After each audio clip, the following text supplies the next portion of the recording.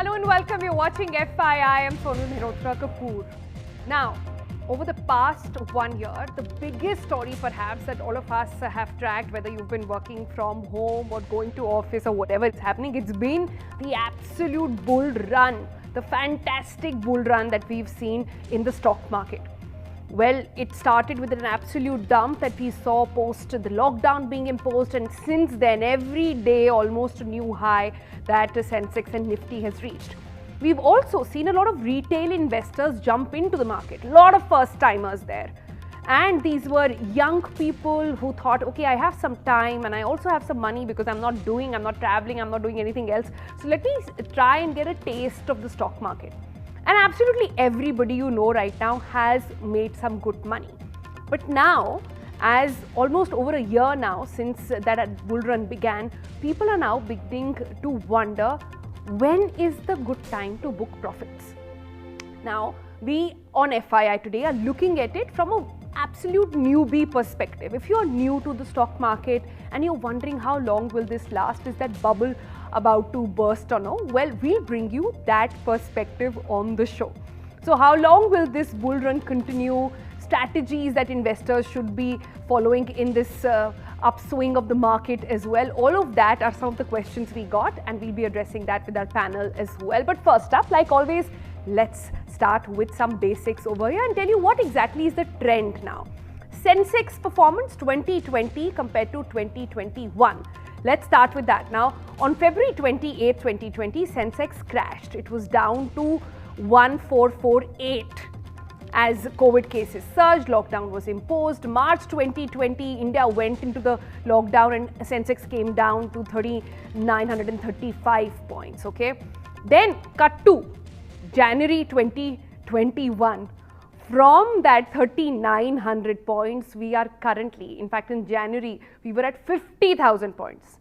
Cut to September, Sensex already closing just about 58,000 over there. Now, what a massive jump. What are the reasons behind this? That's what we've discussed in earlier episodes as well. But let's look at Nifty also while talking about Sensex over there. March 23rd, Nifty had a 4-year closing low of 7,600 over there. November 6th, Nifty recovers all of those losses and goes on. November 24th, Nifty closes above 13,000 for the very first time. Cut to February, again it's gone above 15,000 now, and at the moment in September predicted to close above 17,000 as well. So what a massive jump, something we've not seen in the past several years put together. Now, in order to understand this, imagine also a lot of new people, young people, first timers jumped into the stock market as well.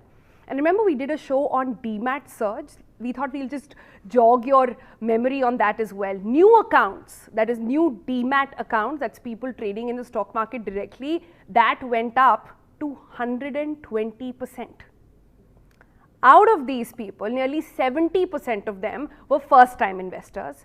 65% of them were millennials between 21 to 35. 30% from Mumbai, Delhi, Bengaluru, and then listen to this, 40% from smaller towns as well. So what does it tell you? People who jumped into the stock market were younger, were not necessarily from the metros or with a finance background or working in MNCs, etc. And also a lot of them first were invested through mutual funds, etc. But then they jumped into the stock market as well. We'd try to take out a try to understand, are there males, are there females, what's happening on that front as well. That data will take some time. But that exactly gives you a sort of insight into who are these new first-time investors. So having understood that, how should the first-time investor be thinking and what criteria should you keep in mind if you're planning to book profit?